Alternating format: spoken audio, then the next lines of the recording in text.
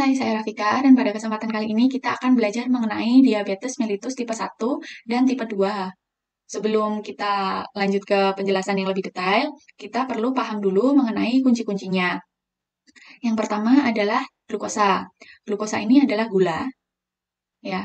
Di dalam penyakit DM ini dimaksud adalah glukosa dalam darah atau gula dalam darah. Nah, tubuh kita perlu gula sebagai bahan bakar. Bahan bakar apa? Untuk metabolisme energi. Ya. Jadi, gula ini digunakan untuk membantu dalam menghasilkan energi di tingkat sel. Ya. Namun, gula ini tidak dapat masuk ke dalam sel dengan sendirinya. Harus ada bantuan insulin. Ya, insulin ini berfungsi sebagai kunci glukosa masuk ke dalam sel. Nah, saat kita makan gula, makan manis-manis, termasuk makan donat, makan kue, kemudian minum soda, gula itu akan diserap di usus, kemudian akan berada di peredaran darah, yang nantinya akan masuk ke dalam sel-sel untuk membantu proses metabolisme energi. Nah, tapi jika tidak ada insulin, berarti gula tidak akan masuk ke sel, karena tidak ada yang membantu, tidak ada kuncinya untuk masuk ke sel. Sehingga kadar gula darah menjadi tinggi. Ya, dapat dipahami. Kemudian yang kedua adalah insulin. Insulin ini adalah hormon. Hormon yang berperan penting dalam membantu menurunkan kadar gula dalam darah. Di mana diproduksinya? Di sel beta pankreas, tepatnya di sel Langerhans. Fungsinya membantu glukosa masuk ke dalam sel. Kemudian yang ketiga adalah liver atau hati. Nah, glukosa atau gula yang berlebih akan disimpan di hati dalam bentuk glikogen. Ya, dan ini nanti akan sensitif terhadap insulin dan kadar gula. Jadi saat kadar gulanya tinggi, ya, membuat tubuh nanti menyerap kelebihan glukosa dan diubah menjadi glikogen dan disimpan di hati. Ya, untuk nanti dipakai bila perlu. Perlunya kapan? Saat kadar gula dalam darahnya rendah. Ya, saat kadar gula dalam darah rendah, glikogen akan dipecah menjadi gula. Sehingga gula darahnya naik. Dipecah oleh siapa? Oleh glukagon. Glukagon ini kebalikan dari insulin. Oke.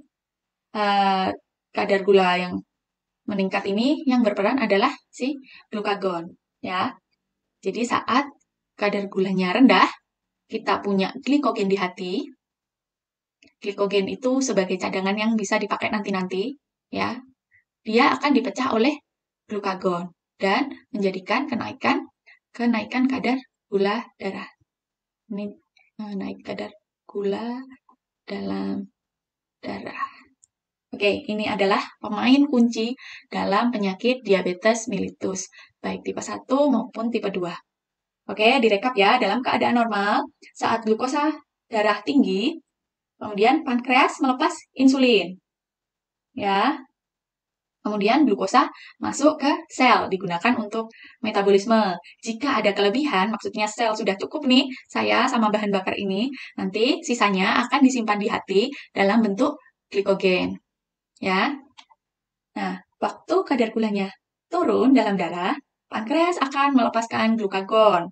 Glukagon ini membuat glikogen yang tadi disimpan di hati, dipecah, dikembalikan lagi menjadi gula. Akibatnya gula darahnya akan naik. Seperti itu. Itu pada kondisi normal. Lalu, apa yang terjadi pada kondisi diabetes tipe 1 dan tipe 2?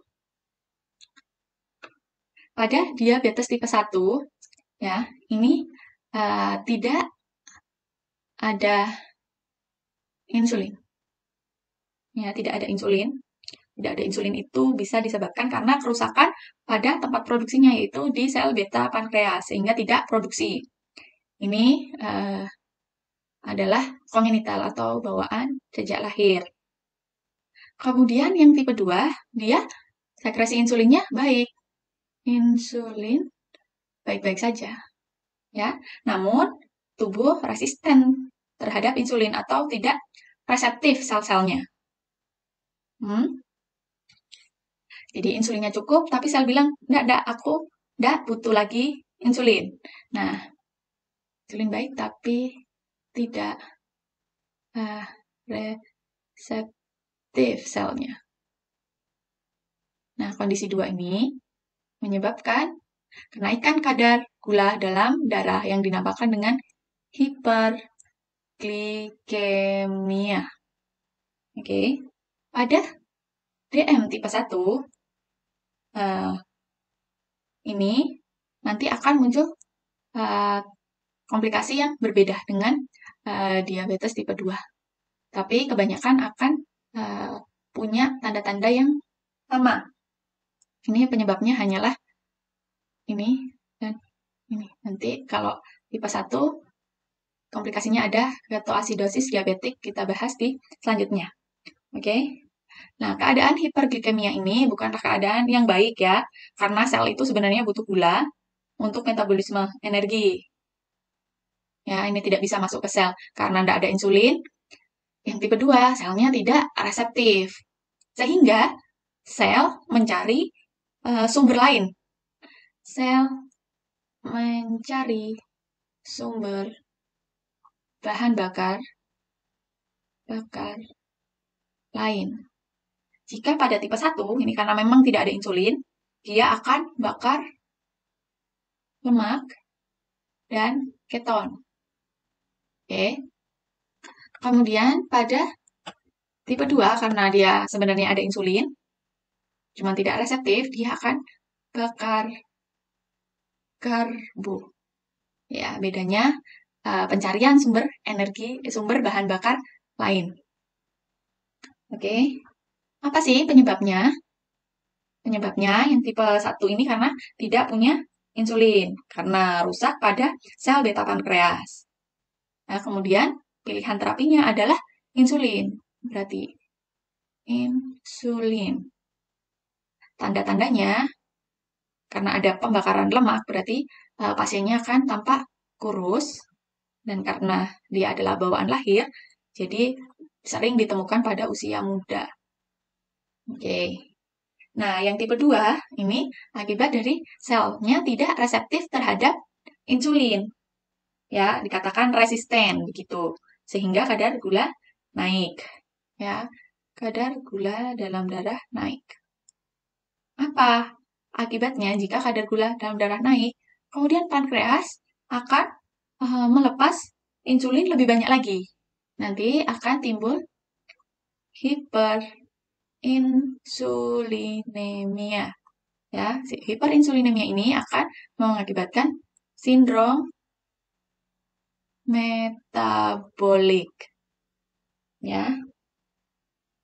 Penyebabnya terkait dengan diet yang buruk, gaya hidup yang kurang gerak ya, kemudian obesitas, kemudian ada juga genetik. Jadi yang punya keturunan dengan diabetes akan berisiko 6 kali lebih banyak akan menderita diabetes.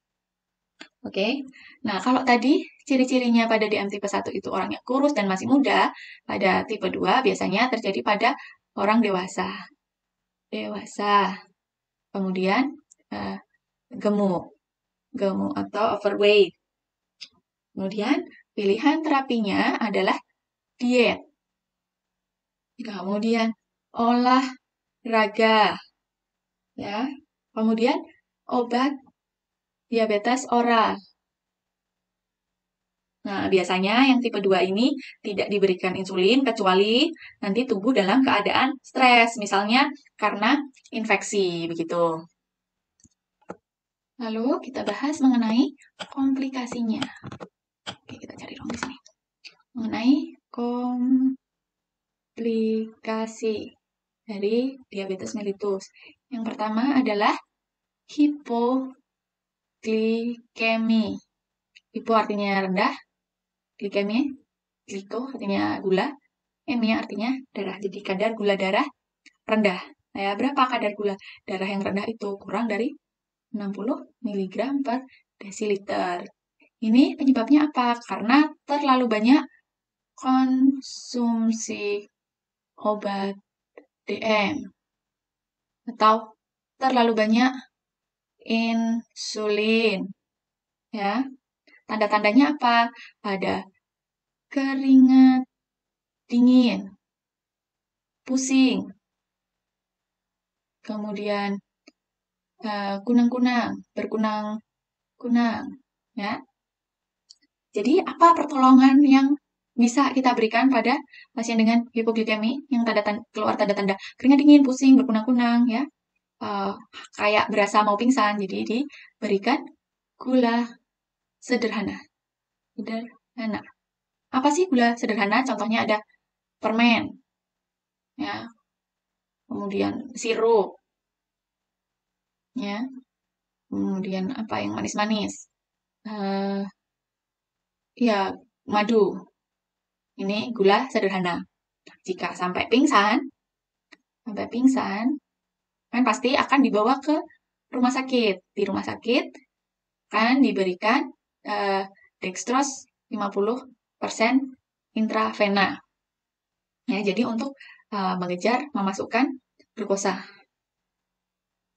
Kemudian komplikasi yang kedua ini adalah masalah terkait pada organ. Apa saja? Pertama ada arteriosklerosis. Okay, arteriosklerosis ini akan menjadikan banyak masalah. Bisa penyakit jantung koroner, ya, karena pembuluh darahnya kaku. Ya, arteriosklerosis ini artinya pembuluh darahnya kaku karena gula itu menempel pada dinding-dinding pembuluh darah dan membentuk plak. Jadi aliran darahnya tidak lancar, menyebabkan penyakit jantung koroner, kemudian stroke, kemudian ada hipertensi, ya, kemudian ada neuropati, ada retinopati, ya, kemudian ada infeksi, kemudian penyembuhan luka yang lama.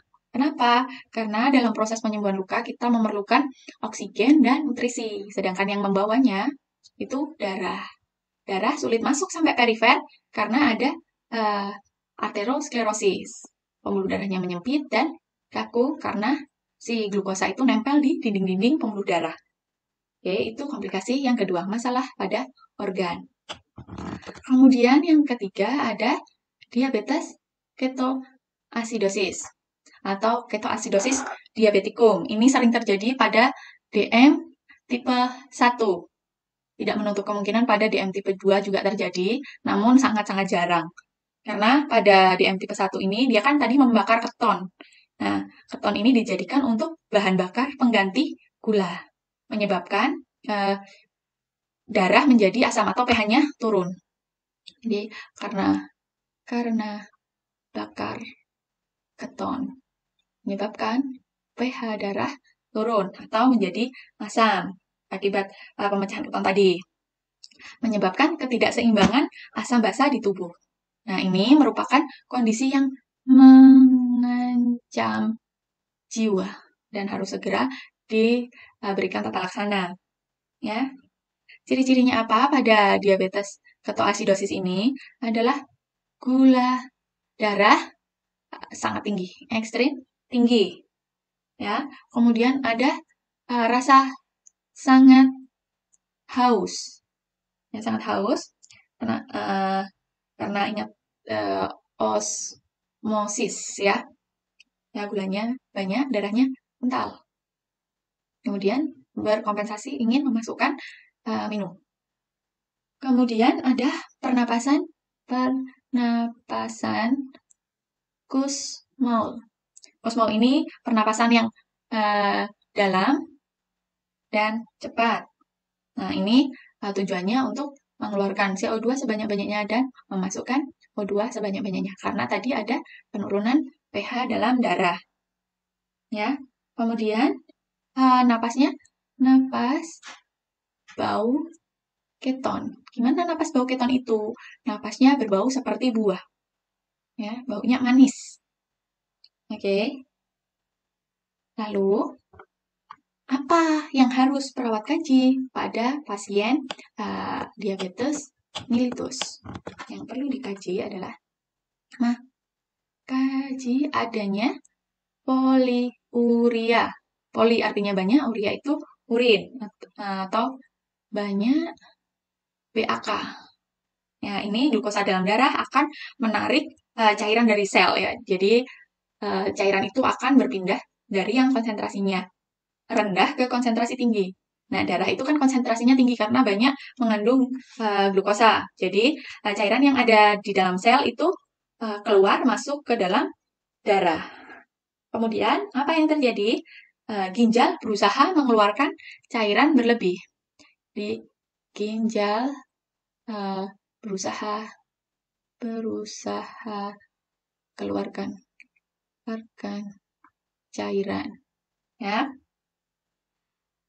Namun pada fungsi ginjal sebenarnya glukosa itu glukosa akan direabsorpsi, ya, akan diserap kembali oleh ginjal, ya, dimasukkan lagi ke dalam tubuh. Namun karena terlalu banyak glukosa di waktu penyaringan itu, waktu filtrasi itu, waktu di dalam ginjal, ya, maka ginjal tidak mampu lagi, ya. Akhirnya ginjal meloloskan si glukosa, jadi reabsorpsinya tidak berfungsi dengan baik. Glukosanya lolos bersama urin, mengakibatkan yang namanya glukosuria, glukosa dalam urin. Jadi nanti akan ditemukan poliuria atau banyak BAK dan BAK-nya mengandung glukosa atau yang dinamakan dengan glukosuria. Kemudian yang kedua ada polidipsi. Polidipsi ini banyak minum. Kenapa banyak minum? Karena efek dari banyak BAK. Ya, karena poliuria tadi. Yang ketiga ada polifagia. Polifagia ini banyak makan. Banyak makan karena tubuh butuh energi dan selnya kurang bahan bakar untuk membantu proses metabolisme. Jadi tubuh berkompensasi dengan banyak memasukkan makanan. Ya, memasukkan makanan, harapannya nanti untuk dijadikan bahan bakar proses metabolisme. Seperti itu. Jadi pada DM nanti ditemukan satu poliuri, polidipsi, dan polifagi. Selain itu juga ada glukosuria. Ya, ini yang pasti ditemukan pada pasien dengan diabetes mellitus. Kemudian di mana peran perawat? Peran perawat fungsinya untuk edukasi. Edukasi tentang apa? Tentang diet, tentang lifestyle, olahraga, kemudian bagaimana cara minum obat, bagaimana cara memasukkan insulin, ya, dan bagaimana cara pencegahan agar keturunannya, anaknya seperti itu ya, tidak mengalami diabetes juga. Ini yang untuk tipe 2 ya, karena anaknya akan 6 kali lebih beresiko daripada yang tidak punya orang tua dengan DM. Kemudian selain edukasi adalah untuk memberikan obat. Ya.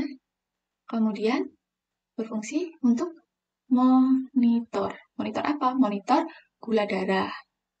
Ya, tanda-tanda hiperglikemi, tanda-tanda hipoglikemi, ya, seperti itu. Mungkin itu saja mengenai diabetes mellitus tipe 1 dan tipe 2. Jika ada pertanyaan atau saran bisa disampaikan di kolom komentar. Terima kasih.